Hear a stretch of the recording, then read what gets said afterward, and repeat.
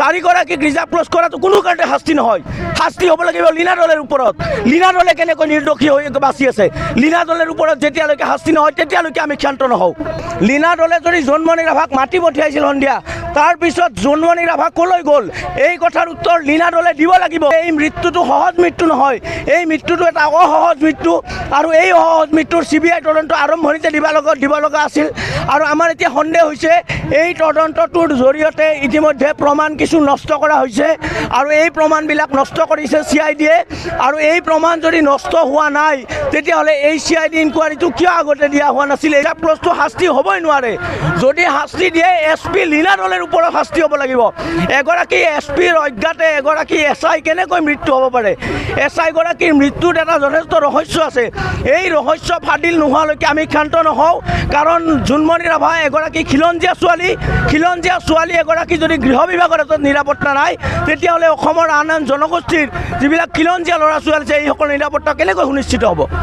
মুখ্যমন্ত্ৰীৰ কথাবোৰ চালে বেৰে কোবোৱা হৈছে। প্ৰথম দিনা যেতিয়া মুখ্যমন্ত্ৰীক সোধা হৈছিল, মুখ্যমন্ত্ৰীয়ে কৈছে যে এই বিষয়টো SP আৰু DCয়ে উত্তৰ দিব। তাৰপিছত মুখ্যমন্ত্ৰীয়ে এই কথাটো কোনো ধৰণৰ গুৰুত্ব দিয়া আমি দেখা পোৱা নাই।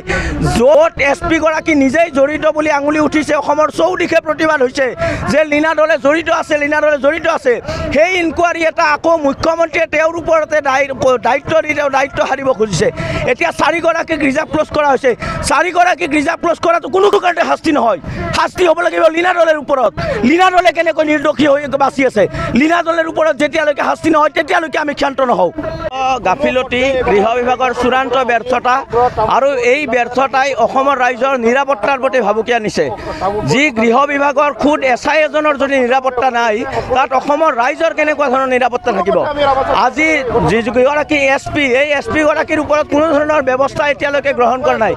এই SP গৰাকী কাৰ আশীষ ধন্য হৈ তাত SP হৈ আছে? এই SPৰ দিনা জোনমণি ৰাভাৰ যিদিনা মৃত্যু হৈছিল, মৃত্যু হোৱাৰ দিনা এই লীনা দলে নামৰ SP গৰাকীয়ে কোৱাৰ্টাৰত যি ধৰণৰ চাৰ্চ কৰিছিল, কোৱাৰ্টাৰত যি ধৰণৰ ৰেইড কৰিছিল, এই ৰেইড কৰাৰ অৰ্থ কি আছিল? লীনা দলে যদি জোনমণি ৰাভাক মাতি পঠিয়াইছিল সন্ধিয়া, তাৰপিছত জোনমণি ৰাভা ক'লৈ গ'ল এই কথাৰ উত্তৰ লীনা দলে দিব লাগিব। লীনা দলে হাৰি যাব নোৱাৰিব। আৰু এই যিটো তদন্ত, এই তদন্ত CBI দিয়াত ইমান পলম কিয় কৰা হ'ল হিমন্ত বিশ্ব শৰ্মাৰ, এই কথাটো আমি বুজি পোৱা নাই। হিমন্ত বিশ্ব শৰ্মা ডাঙৰীয়াই কৈছে যে পৰিয়ালৰ লোকে যদি বিচাৰে তেতিয়াহ'লে CBI তদন্ত দিয়া হ'ব। কিয় পৰিয়ালৰ লোকে বিচাৰিব লাগে? তেওঁৰ গৃহ বিভাগৰ SI এজনৰ মৃত্যু হৈছে আৰু এই মৃত্যুক লৈ যথেষ্ট আনুষংগিক কথা বতৰাবোৰ আমি দেখি গম পাইছোঁ যে এই মৃত্যুটো সহজ মৃত্যু নহয়, এই মৃত্যুটো এটা অসহজ মৃত্যু আৰু এই অসহজ মৃত্যুৰ CBI তদন্ত আৰম্ভণিতে দিব লগা আছিল।